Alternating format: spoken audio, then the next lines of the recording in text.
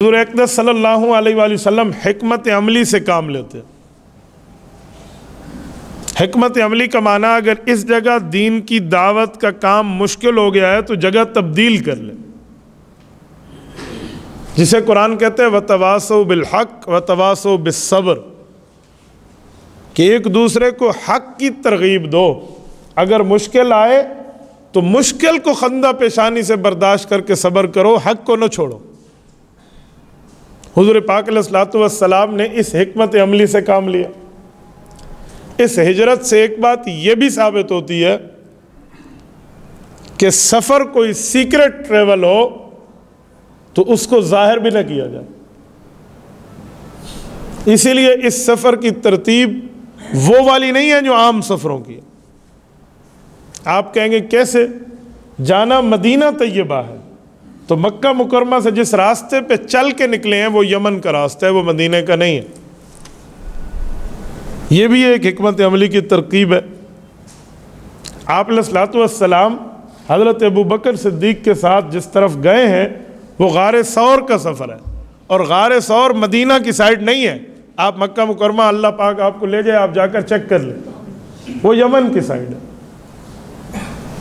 تو اس سے یہ سمجھ آتا ہے کہ سیکرٹ ٹریول کی اپنی پوری تقاضے اور ترتیبیں ہوتی ہیں.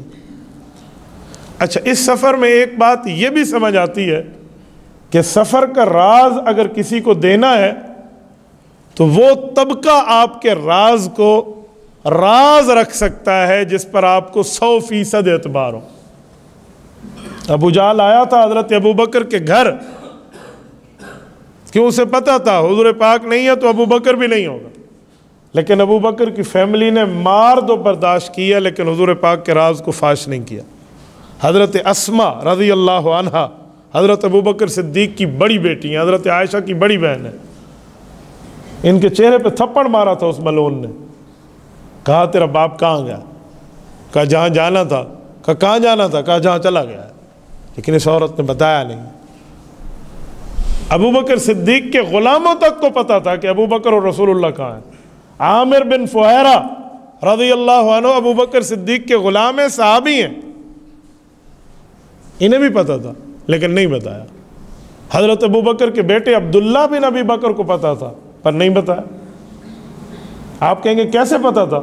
یہ 3 دن جو غار ثور میں ان حضرات نے گزارے ہیں، رسالت مآب اور حضرت ابوبکر صدیق نے، ان کے پاس کھانے پینے کا انتظام یہی ابوبکر کی فیملی کرتی تھی. پتہ ہے کیسے؟ ابوبکر صدیق کے بڑے بیٹے حضرت عبداللہ بن ابوبکر یہ آتے، دودھ شہد یا اس کی متعلق جو ڈرائی فروٹ کے حساب سے تھا لے آتے. اب ابوبکر صدیق کو اتنا بھی پتہ ہے کہ یہ لوگ پاؤں کے نشان شناس ہیں، تو وہ دیکھیں گے نہیں ابوبکر کا بیٹا روز اس طرف جا رہا ہے، تو اس کی ڈیوٹی لگائی تھی اپنے غلام عامر بن فہیرہ کو کہ میرا بیٹا یہ چیزیں لے کر آئے گا اور پیچھے تو بکریوں کا ریوڑ چراتے ہوئے آئے گا تاکہ اس کے پاؤں کے نشانات بکریوں کے پاؤں کی وجہ سے مٹ جائیں. یہ حکمت عملی ہے ابوبکر صدیق کی. تو اس سے یہ بات سمجھ آتی ہے کہ رازدار بندہ اس کو بنائے جس کے بارے میں پتہ ہو، ورنہ یوں ہونا کہ میں تمہیں بتا رہا ہوں کسی اور کو نہ بتانا، بس آپ نے برسر چوک بات کر دی ہے.